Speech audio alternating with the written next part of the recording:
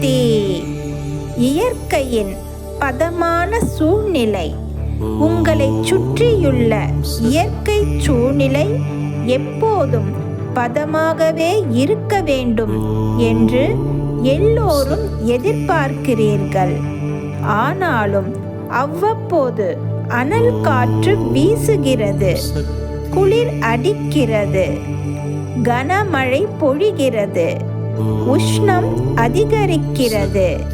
இயற்கை சீற்றங்கள் ஏற்படவே செய்கின்றன.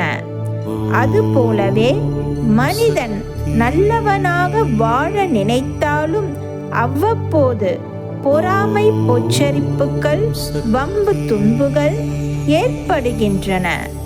அதனால் மனித சீற்றமும் ஏற்படுகிறது.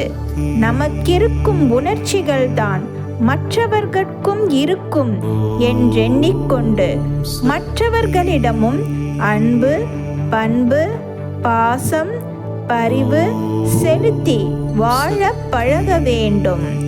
அன்னையின் அருள்வாக்கு. ஓம் சக்தி.